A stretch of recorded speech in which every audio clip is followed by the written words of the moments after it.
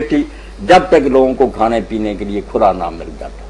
جیسے حضرت عمر رضی اللہ عنہ نے کہا کہ اگلے سال تک زندہ رہا سب کی دولت اکٹھی کر کے برابر تقسیم کر دیں, پھر لوگ آگے بڑھیں گے جتنا کوئی کما سکے.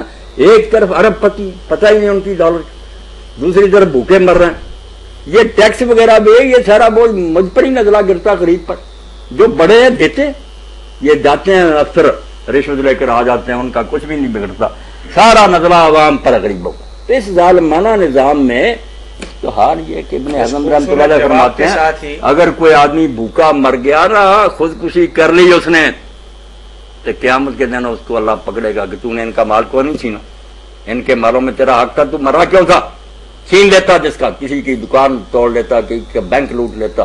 یہ بات دین کی کر رہا ہوں کہ یا حق دو ورنہ وہ اپنا حق لے لیں, اسلام جو کہتا. اب اس طرف آتا کوئی نہیں, ڈاکو چور بنے بیٹھے ہیں, ان کے جی. اس خوبصورت جواب کے ساتھ ہی کہ ملک کے اندر اگر امن چاہیے تو دولت کو مساویانہ تقسیم کرنا ہوگا, غربا کا, یتامہ کا,